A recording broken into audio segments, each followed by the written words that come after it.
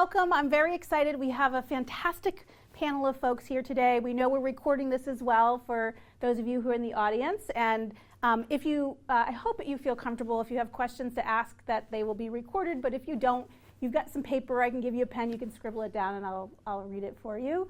But we've got a great group of people tonight who have joined us. One of the things when we created the Community Resource Center, we wanted this to be, was a place to have sometimes challenging conversations about things that are hard to do and help each other get better at them. And this panel discussion is one of the things we thought of right away when we opened the space. And we've got a great people from different backgrounds and different points of view who've joined us today. Jan Fuller, who's on the Commission of Disability.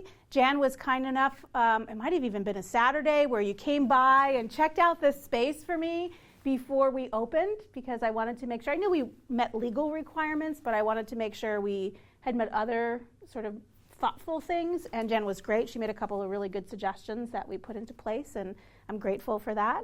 And Adam Chapman, who many of you know from his radio work, but also has a really important role right here in Woburn. He's on the CPAC, which is Special Education Parent Advisory Council. Correct. I wasn't sure, I got it right.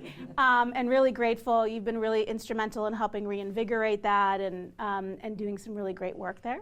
And Jacob Chapman, who is a former Woburn Public School student, has autism and is here to sort of represent some of his experience and share with us, and we're really grateful that you're here today.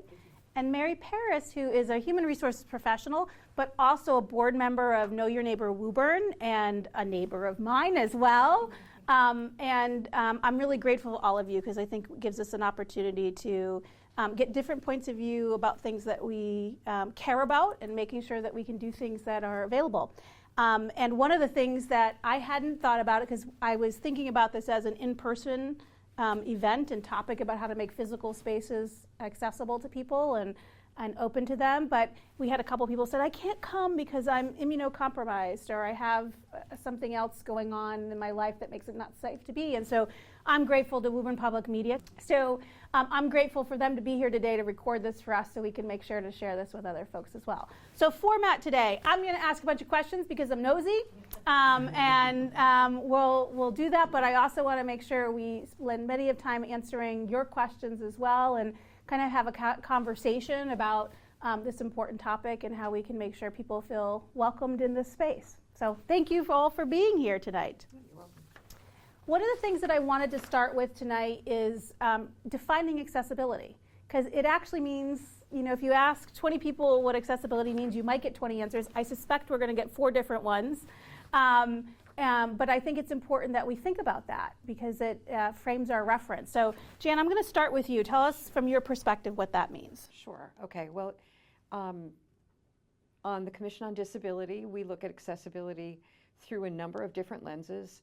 First, sort of almost obviously that everyone thinks of, is can you physically maneuver around the space? So are there curbs or curb cuts? If you're outdoors, are there stairs or ramps? When you're indoors, is there a 5-foot turning radius if you're in a wheelchair, so that you could actually go in and turn around and navigate the space? We think about, are the doors wide enough? That kind of physical accessibility in terms of walking around the space. Come on in, have a seat. Come on in.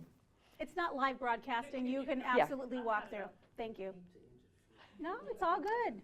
This is about making people feel welcomed, so please join us. Okay, and then we move beyond that, and we think about, is it accessible for people with hearing impairment? So do you have an audio system that will amplify? If you're in a format like this, that's in a larger room, do you have a microphone? And if you have a microphone, do you have a microphone for the audience as well, so that when someone asks a question, everyone in the audience can hear the question and answer? So we wonder about auditory accessibility. We wonder about vision. If you have a screen, is it large enough? Is it high enough? Is it low enough? So that somebody in a wheelchair would also be able to see it without kind of craning their neck crazy. So we think about kind of all of that literal, like these things. And there are rules and suggestions and ordinances and code that really identify and quantify all of those things. But most recently, we also have been talking about, we talk about digital accessibility, a lot of technicality there, but we've been talking also about cognitive accessibility and talking about people who have perhaps some kind of cognitive impairment, memory impairment. Would they be able to participate in your event?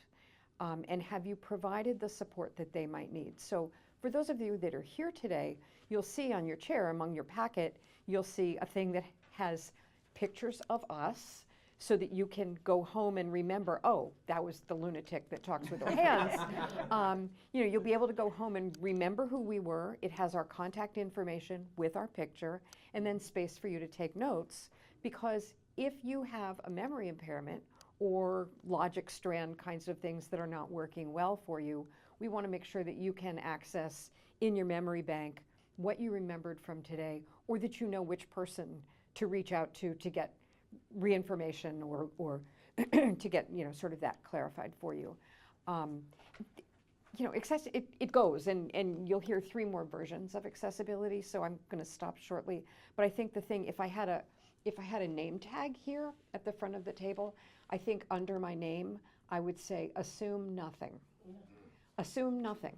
So just because you say hello to a person and they say hello back doesn't necessarily mean they hear 100%. It's a thing that you do, and your head nods and your mouth moves, and so we say hello, like we assume that.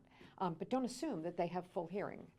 So basically assume nothing and ask often if your event is meeting the needs of the people that are participating. Does that help? Absolutely. Does that help you? And I won't ask everybody all the questions because we have limited time, but I think this is one I'd like all of your perspectives on, because it is something that sort of grounds us today. I figured that would be the case, and I also figured I'd be speaking after Jan, and I also figured Jan would have a very robust answer. You did not disappoint. So I kept mine very, very succinct. What does accessibility mean to me? It means that anyone, regardless of ability, can interact with a particular space, service, or piece of information. Love it. My definition isn't as lofty as that. For me, it means striving for equity. Show of hands, is anyone familiar with the baseball picture of equity versus equality? Okay, give a couple hands. Basically, the concept is that there's a child, there's like a teenager, and there's an adult, and they're all trying to watch a baseball game. And there's this big, like 6-foot-tall wooden fence in front of them.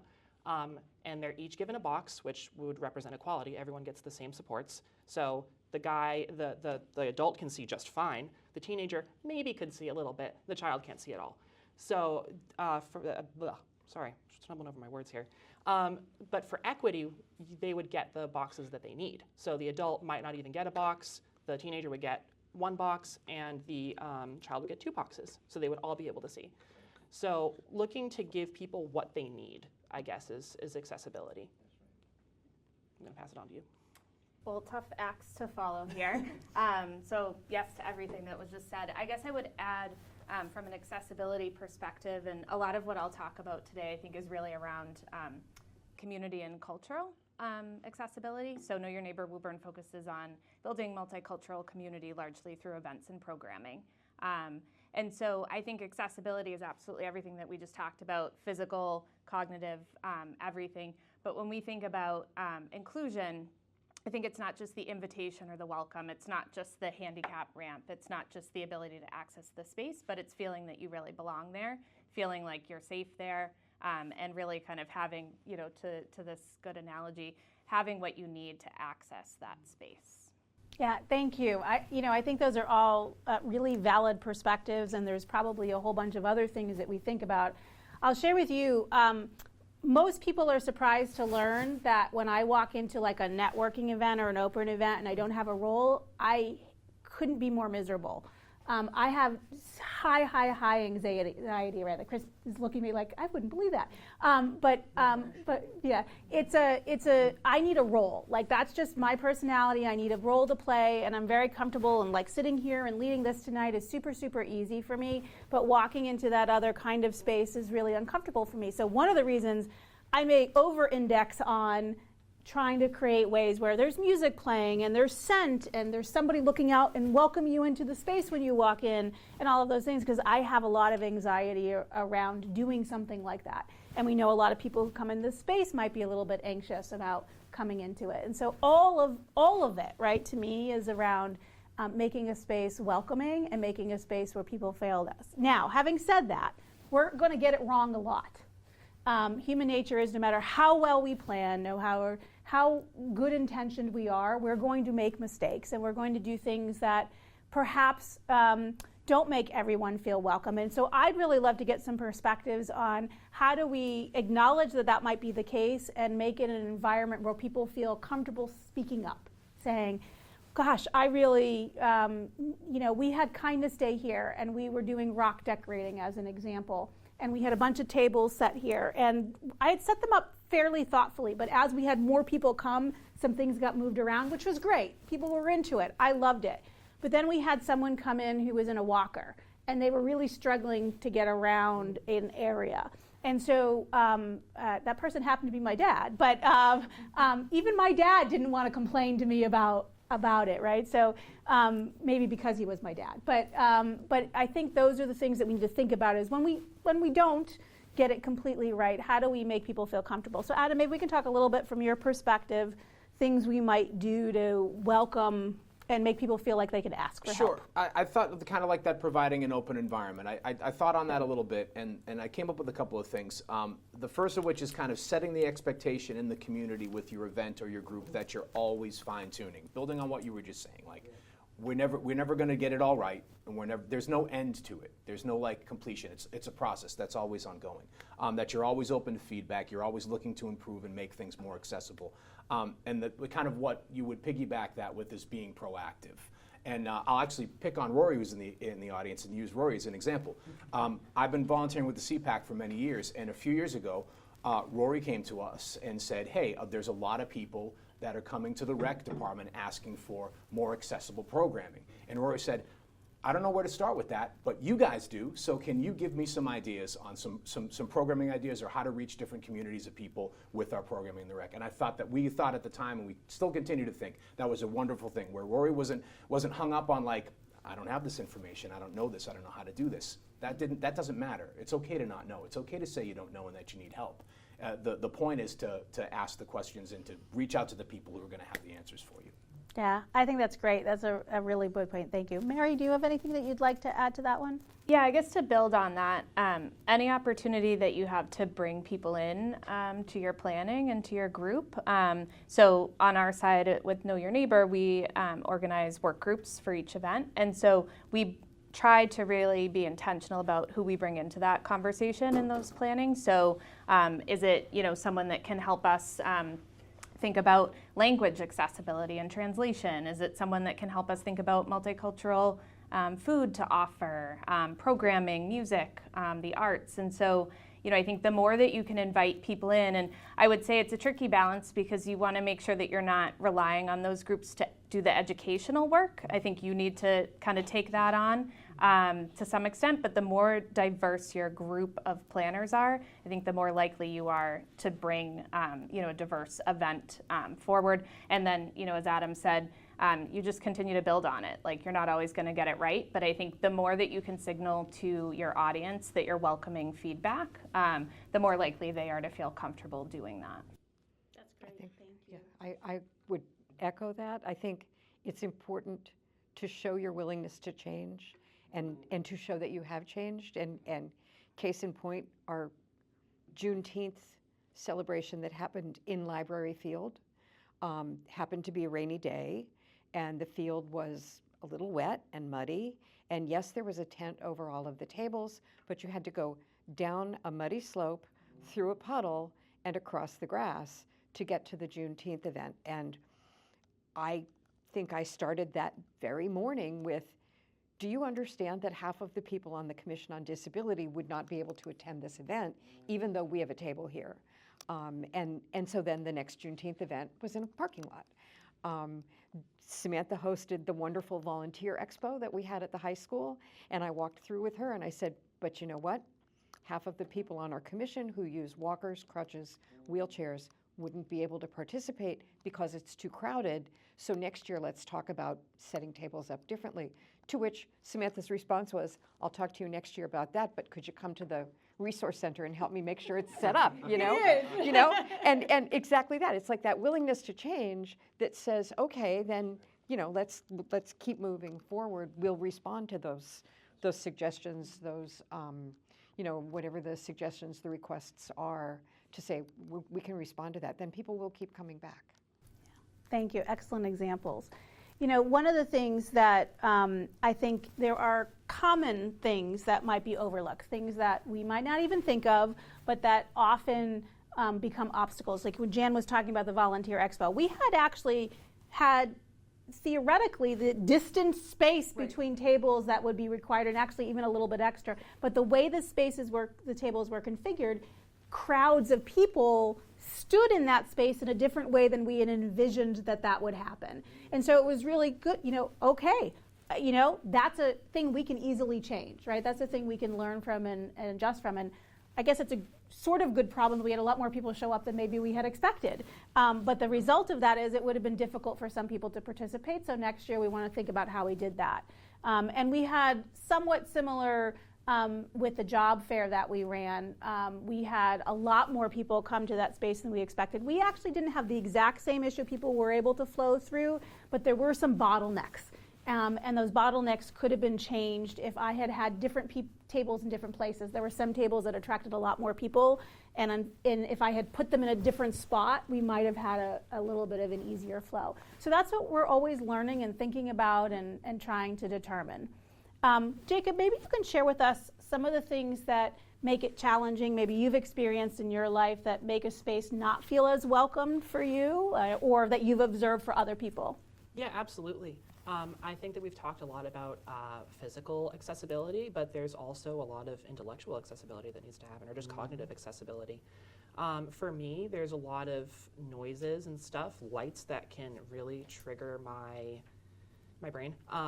And I do have auditory processing issues, so making sure that things are clear, not just loud, but clear to hear is important. And as far as like boots on the ground, day of the event, like it's all up to the volunteers, to be honest, or just anyone who's running the event. Like, be friendly, say hi, welcome people in, make them feel like they deserve to be here and feel wanted. I think that's such an important thing, and I also think I know we try, and I have seen with some folks that I know and love, that they also sometimes people need to distance themselves and need to have some private space and get a little bit overwhelmed and have the place to do that. I know the Know Your Neighbor events often will have a quieter craft area. Some spaces make that easier than others. We try and, when we did the Halloween, which was pure chaos in City Hall, which was like the best kind of chaos, we did carve out one section. Now, it probably wasn't as quiet in that section as would have been ideal for someone, but at least it was a place where there weren't hordes of people, and they can kind of take that moment and recenter if they want to. One of the things that we haven't talked a lot about, and we struggle with in the city, is language support. You know, we don't have a lot of people who speak multiple languages. We don't have a budget for translation. That makes it sometimes very difficult. We've gotten better. We do have some translation devices in key departments that interact with the public most often to help us be able to have some conversations, but that is an area that I think is a particular challenge for us, but is really important, and another thing that we can and should be thinking about when we're welcoming space. I know the library has done some new signage, and I know other parts and other communities, but have any of you seen a particularly good job of that? Yes, excellent. We have a representative from the Federation for Children with Special Needs in the audience tonight, who is insistent that we print everything in 9 languages. And it's great. What are the languages again? It depends on which community it is, but in Boston, it's Haitian Creole, Cape Verdean, Somali, Arabic, Vietnamese, Spanish, Portuguese, and That's fantastic. and Mandarin Chinese. Thank you so much. Yes. Usually the Yeah. Federation Or simple does type, Yeah. teach Mandarin. Yeah. Fantastic. But yeah, That's you awesome. cover as many people as you possibly can so that everyone possible can understand Yeah. and start removing that barrier. I'm really glad you talked about it because there is a difference between, internalizing information, understanding, and just hearing information. I think, Jan, you also touched a little bit on that. And that's a challenge. And some thinkers are people who think very quickly, and some people really need time to go back and absorb later. We do, part of why we printed some documents here was so that those folks who are more visual reading have some of the information as follow-up. Some of you be like, don't kill another tree, please just give me a URL or a QR code. I don't have a QR code, but I will send anybody digitally the information that you want. But it is incumbent on us to try and do better.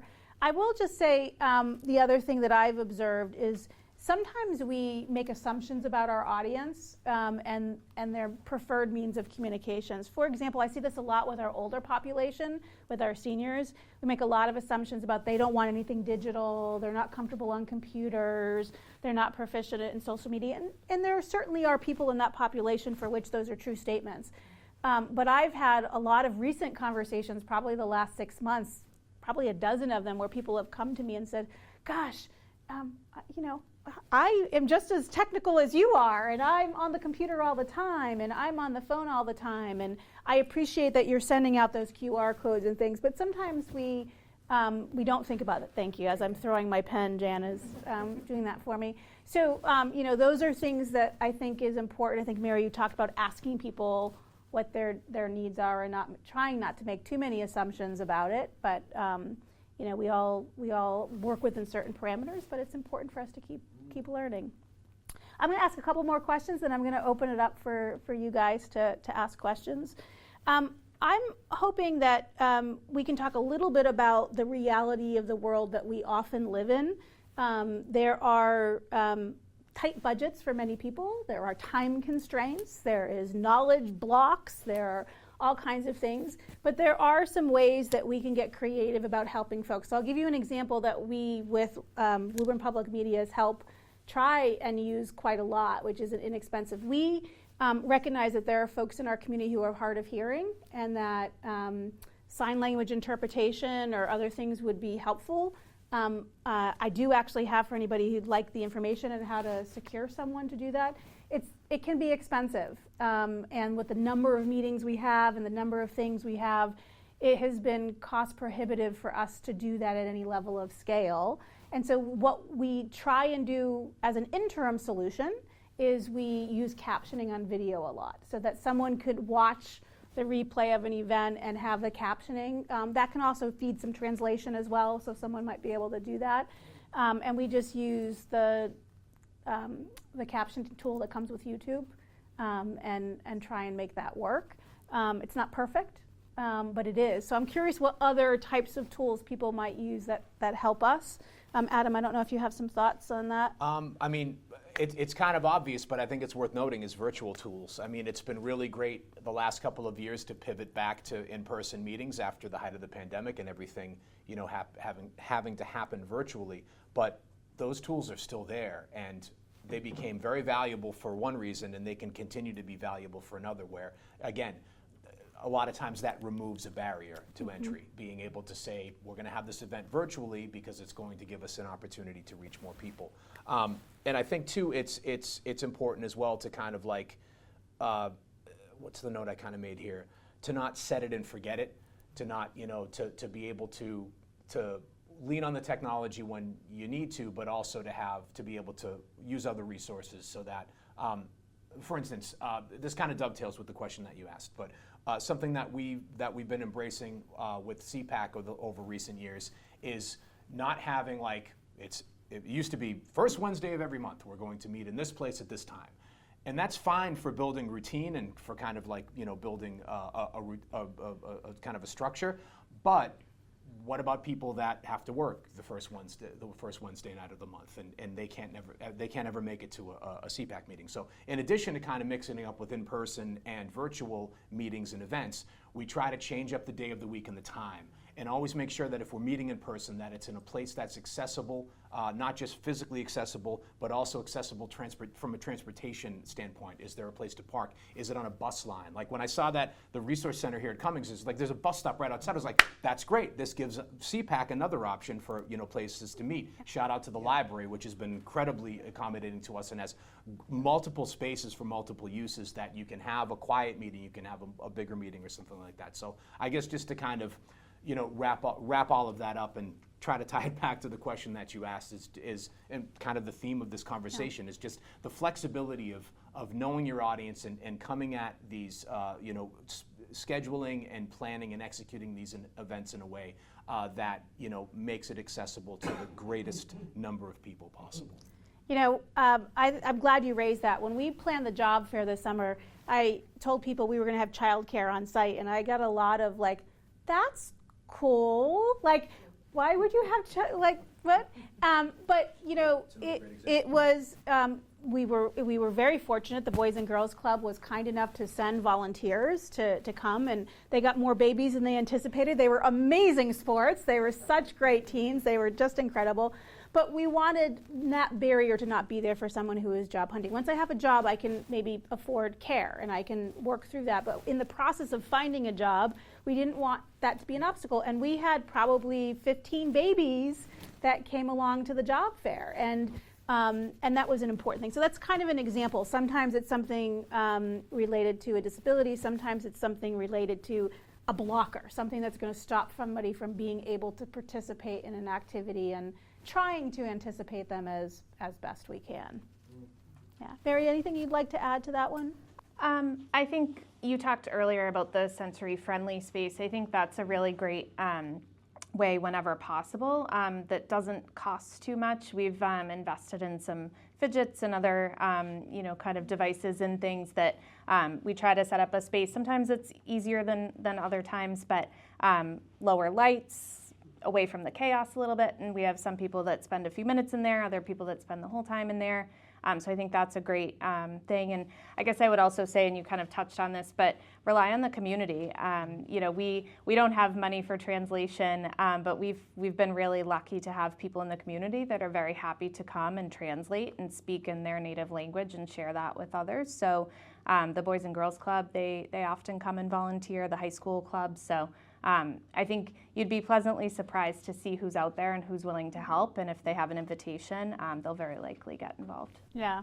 And I think you've all implied this is, if you see someone that looks a little bit uncomfortable, just ask them, is there anything I can do to make you more comfortable? Sometimes just that simple question can allow, and sometimes people aren't going to answer that, and sometimes they are, but I have to say, I don't think I've ever had a situation where someone who's been upset that the question was asked, even if they didn't offer anything, they generally appreciate that the question was asked. Not to put them on the spot, not in a way that's loud and boisterous, but quietly and comfortably sort of reading and helping them feel at ease. So that's great.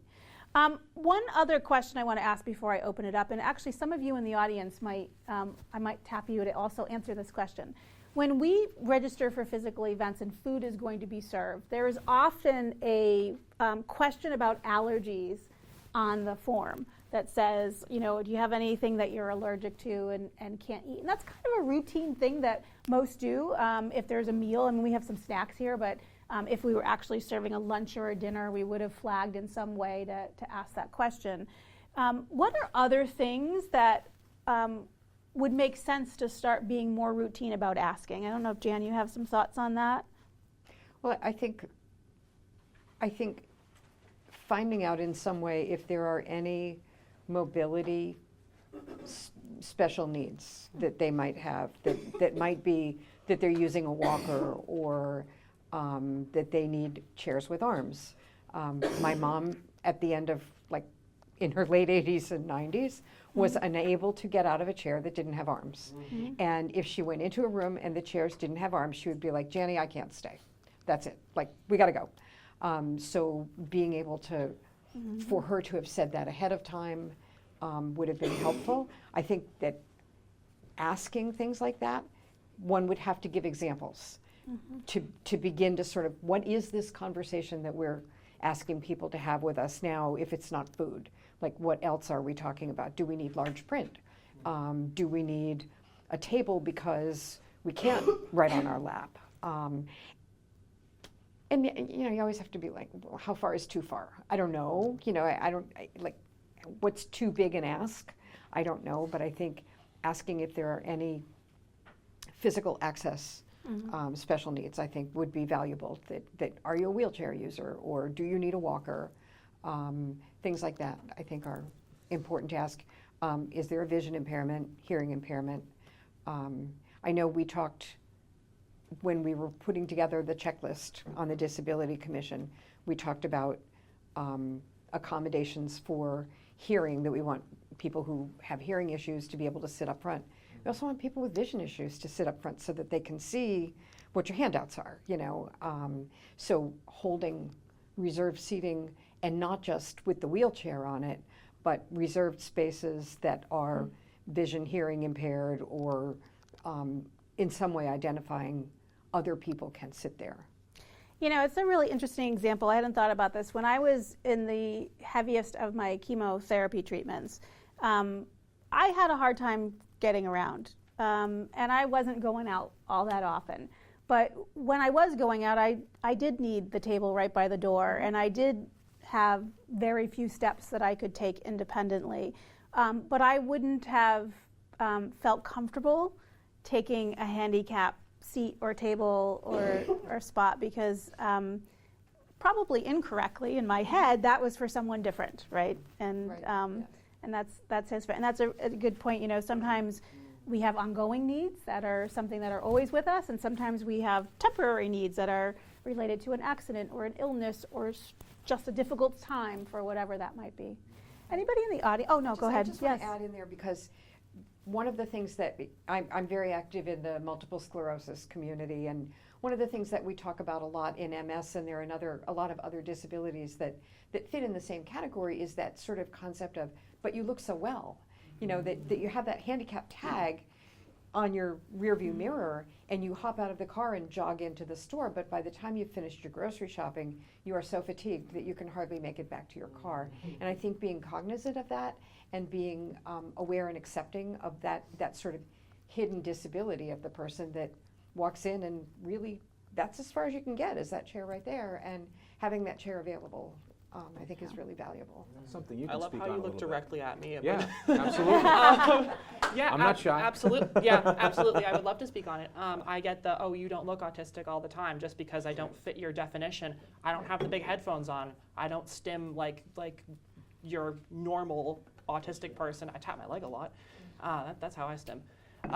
But being not just accepting, but also trying to break down the stigma around invisible disabilities, and like trying your best to accept and let people not just ask for the things, but also accept the things that they need. That's important. That's a really good point, right? Making people feel comfortable with accepting an accommodation, or just a different way of presenting information, or any of those things. In the audience, any thoughts or ideas, Meg? I can relate a lot to the autism and sensory processing issues, and I know others in my circle have similar situations. So a lot of people in those will have emotional support animals, but those are not service animals, and especially if it's a personal emotional support animal, it's not regulated, it's not certified. Has there been conversation in the evolution of disability and accessibility with incorporating individual service support animals into more events or That's a spaces? good question. Has that conversation evolved at all? Jan, do you have any insight? We have not. Yeah. Mary, have you in your work environment had any discussion about that? We have not. It would really be, so I work in HR.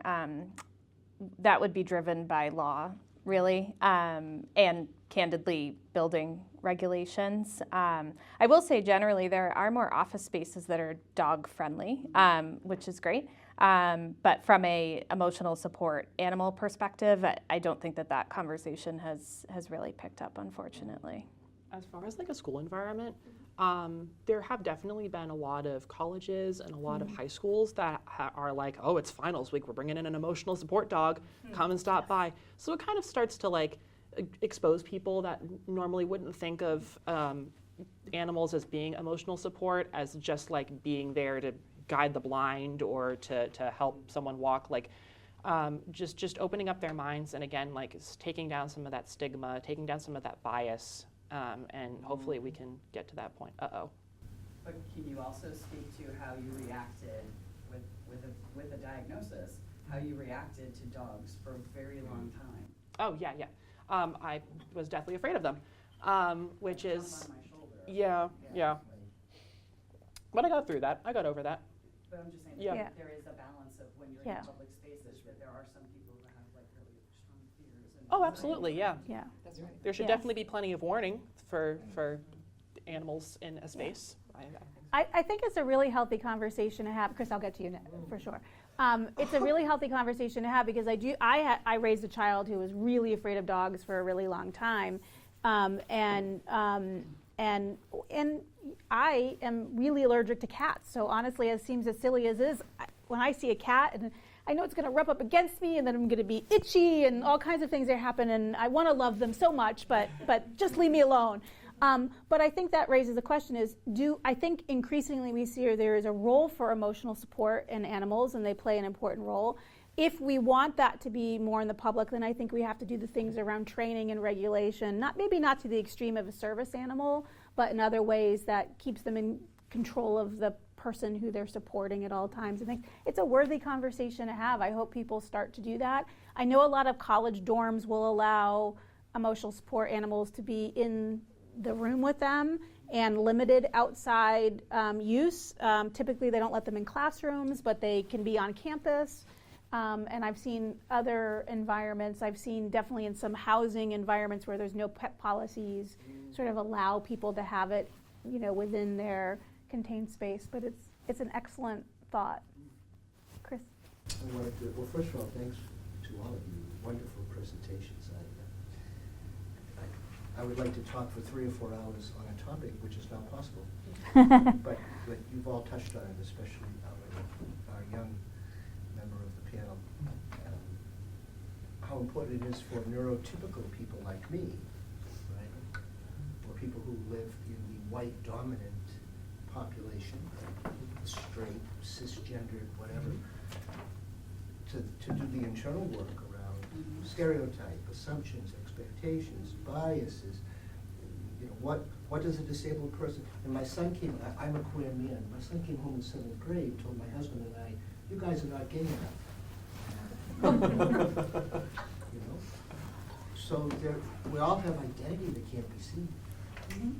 And so it seems to me that neurotypical people, in particular, need to start to think outside of their own biases. Absolutely. And suspend their own expectations. The child who comes to the door on Halloween to trick or treat, who doesn't look friendly, might be neurodiverse, right? When we welcome people into a space and their behavior looks odd, and believe me, law enforcement, police struggle with this. Anybody in authority struggles with this. It seems important for us to not so much think about accommodations all the time. How do I, provide you what you need? That's a big part of the story. But more about what do I see? What kind of a lens do I look through? Do I look through a lens of equity? Do I suspend my stereotypes, my biases, my expectations? So I'd like to talk about that for like 3 or 4 days, Because that seems to be the biggest issue, doesn't it? Around accessibility, around acceptance, around inclusion, around belonging. Let's talk about that for a minute. So Chris talks a little bit about sometimes it's doing something to accommodate something. Sometimes it's just changing our own behavior and how we interact with someone. Well, it's not What- behavior, Samantha. It's perception, it's equity, it's bias, it's deeper than behavior. But the thing that you project, right? So you said, what can I do differently, right? What word would you No, use to how do? can Yeah. I see differently? Yeah, How can I sure. suspend the biases that Yeah. my social, I'm socialized to see people in a certain way, Yeah. which is often not accurate. Yeah, I think we're mostly wrong most of the time, right? I mean, we try, right? It's not, I think many of us try really hard to it's human nature to assume something about someone when we see them, right? And how they're dressed and how they carry themselves and how strongly their voice projects and all of those things. But we assume a lot in that interaction. And what are some of your thoughts, Mary? Maybe you have some thoughts about how to help suspend some of those biases and be more open to learning about someone more directly. Yeah, so I think to start, we all have bias. It's normal. It's part of being a human. So I think sometimes the initial reaction is like, well, I'll get rid of my bias. I won't have it anymore. And so it's really about like the intention of understanding and acknowledging that bias, and acknowledging that you might, see someone or perceive a situation in a certain way, and that's an okay thing.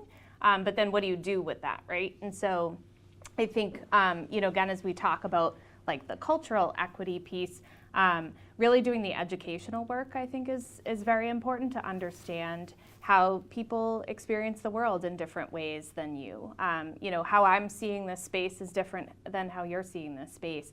A lot of that is based on, our kind of our upbringing, our, kind of racial, gender, socioeconomic status. So I think just acknowledging all of those things and then putting the work in to kind of understand how other people see the world and see experiences is the first step and a really important step.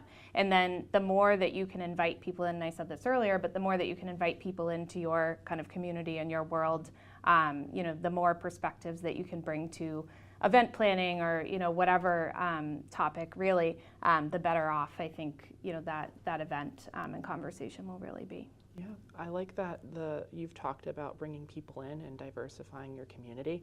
We are on the fast track to a very heteronormative, cisgender, white male world, and I think it is very important for people with disabilities, people with autism, the minorities, just to keep existing and to keep showing their faces and to just keep being there.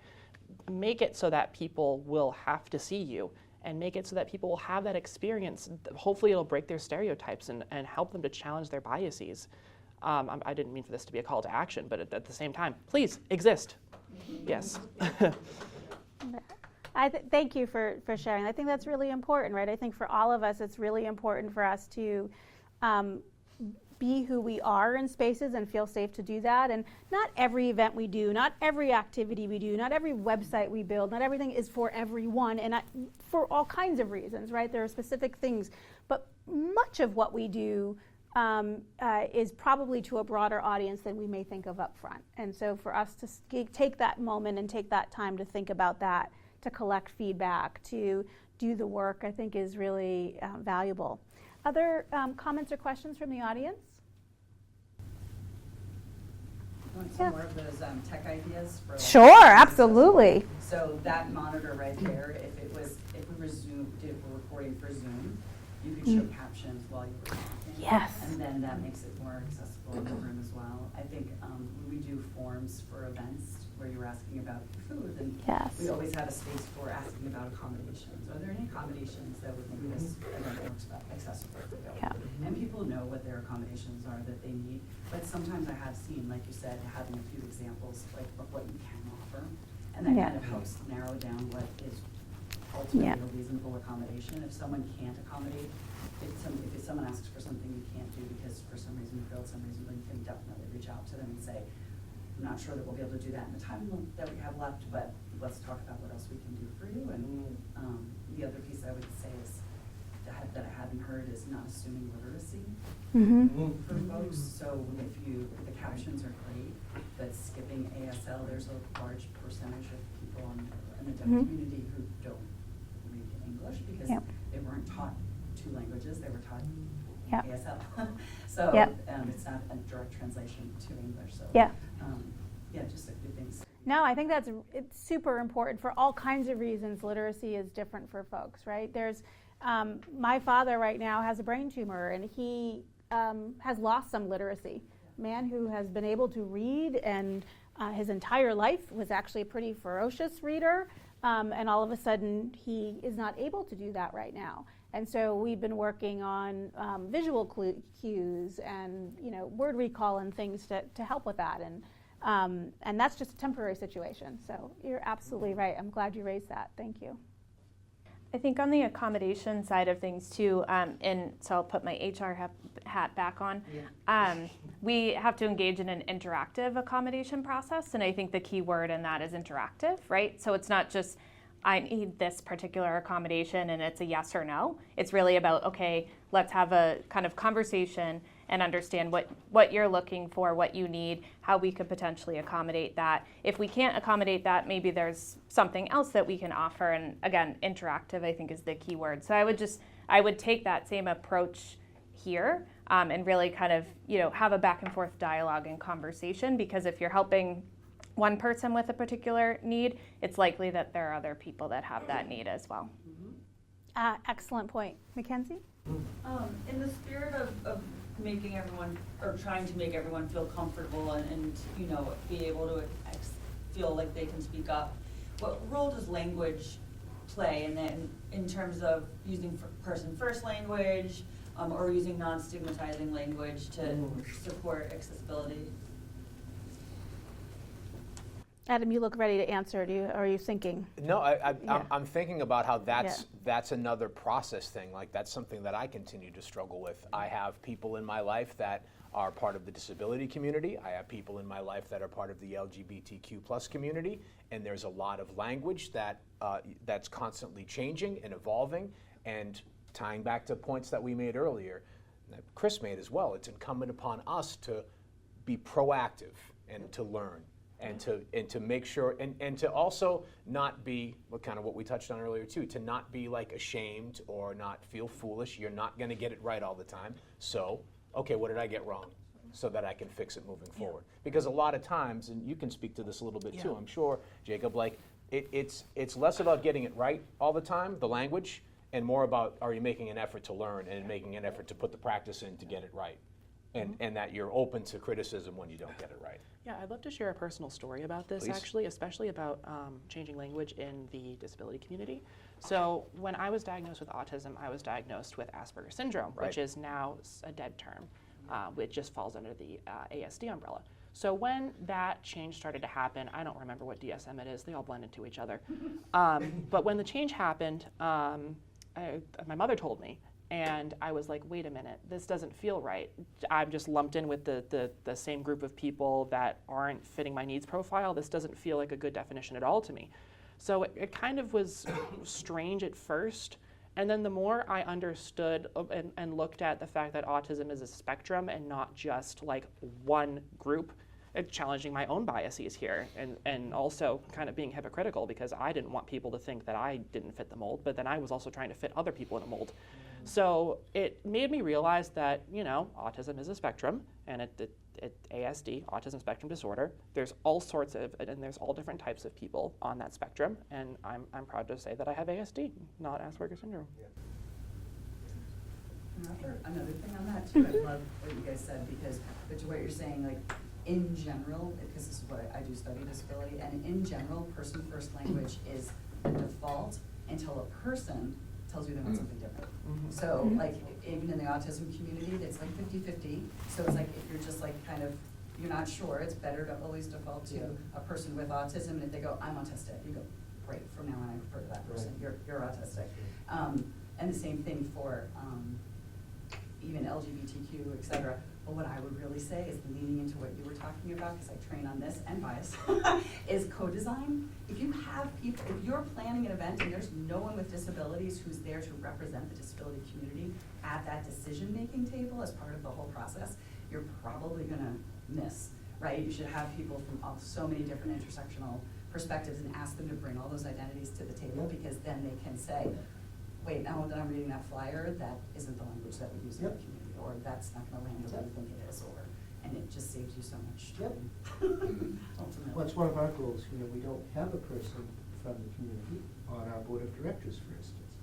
But I have a consultant, and I don't execute any planning into action until I run it by the consultants. But one of our objectives is to continue to recruit and welcome and do the outreach to have a person from the community on our board of directors. So it's an example of what Samantha says. Sometimes we're building the plane while we fly it. But we can also be in the consultant. And if I have to pay a consultant, I should pay the consultant. Absolutely, it's their This is expertise. the other thing, not to criticize the city of Woburn, You're allowed. but, you know, this is one of the most budget-resistant cities in the United States. And we're hoping and praying for a line item in the city budget for accessibility. That's the next step for the city of Woburn. Is when we start to put our money where our mouth is, right? I'm sensitive to time. One of the things that I always like to do is respect people's time, because we know that you squeeze this in between all the other things you have going in your life. So I do, before we break, I just want to thank all of you for joining us tonight. I think we appreciate your willingness. We appreciate your willingness to share and your and our candidness. I thank all of you for being here tonight and sharing your thoughts and ideas and best practices. Is there anybody who has a burning question you want to, or comment you want to make before we wrap up? Yes, please. Good evening, everybody. My apologies for being late. I had other things that came up as soon as I wanted to come, and I needed to attend to those things. You're here. That's all that matters. My apologies, please. Thank you so much. Thank My name you. is Edmund. Thank you for being here, Edmund. We appreciate it. We should say thank you to our panelists. We just did. Since, But we could say it again. since no one has any burning questions, can I make a plug to wrap up with before we wrap up? Absolutely. I'm going to have each of you give you an opportunity to say Great. a last thought. Then we'll So, start with Jan. All right, so I would finish where I started, which is after all the conversation that we've heard around all of the levels of ability, disability, access, and inclusion, I would say, back where I started, assume nothing. Assume nothing. Make sure that your resting face, is a welcoming and accepting face, and assume nothing of your audience, but feel free to ask. I know people who have, I have encountered many times in traveling with my mom, other people in the senior citizens housing place trying to get their walker into the trunk of the car. And they can get that walker in and out of the trunk of the car all the time, but boy, are they grateful for someone to come up and say, do you want a hand with that? Even if they say no thanks. So it's like, assume nothing and make that step out there. And if you have questions about physical disability, contact the commission. We're happy to help. I will also say, so as a 5-foot-tall woman, anybody who wants to put my suitcase up on the airplane, bring it. I am super grateful. You don't want me stepping on your chair. But also, I do want to mention the Commission on Disability has a great grant program that you've launched this year for programs that you might want to do where you could use some help in co-funding some of those efforts. So I encourage you to check that out for your Yes. organizations. And we don't have a calendar on that at all. So it's a open door all the time. As opposed to some grants that are like you have to apply between May 1st and June 15th, and we have no calendar on that. So if you've got something going on, ask us. I had a closing point too that I forgot, something that I actually stole from another organization. We always appoint, for any community events, outdoor or indoor, we appoint an accessibility champion for the event. And this is one person who is doing exactly what you said. It's Jeff. We don't put a hat on them with a special badge, but one person who's observing and watching and making sure that we haven't missed anything. Because we're That's on great. It's great. If we don't pay attention, we miss things. Yeah, I love that. Accessibility. Adam. As Samantha mentioned, I volunteer with the CPAC, the Special Education Parent Advisory Council. We advise the school committee here and educated, especially special education related matters. Here in Woburn, we advocate for families with kids on IEPs, kids with disabilities, kids who are having problems in the classroom, problems with whatever it may be. We're here and reachable at WoburnCPAC.org. We're having our monthly meeting on the 29th at 6:30 at Woburn Public Library. Open, accessible space. All are welcome. We're going to be focusing this particular meeting. We have one of our current members is also sitting as a parent advisor on the redistricting committee. So we're going to have a report on redistricting, of course, through the lens of special education. We invite you to join us. More details at WoburnCPAC.org. Thank you. That's Nice plug excellent. there. Thank you. I want to bring it back over to just I'm so glad that we talked about stigma and bias. And I just told someone that I was having a heart-to-heart with actually this week, don't put me in a box, and also don't put others in a box. And I do like what you said, assume nothing. So yeah, that's just my closing thought. Don't put me in a box, don't put others in a box. Thank you. I think I'll end with, don't let a fear or uncomfortable feeling or a fear of upsetting someone not let you move forward on trying, right? You won't always get it right, like we've said. You might need to adjust things and change, but put the effort in and lead with positive intent for yourself and for others. Yeah. Thank you very much. Yeah, thank you all for being here, and for those who will be watching this later, I really appreciate you sharing all your thoughts and ideas, and we'll hang out here for a few minutes for anybody who has a question you'd like to ask privately that you maybe didn't want to ask or we just didn't have time for. But thank you, and please eat something, because otherwise I have to do something with that, and I would much rather it go to a good cause. So eat something or bring something home with you. Thank you. Thank you.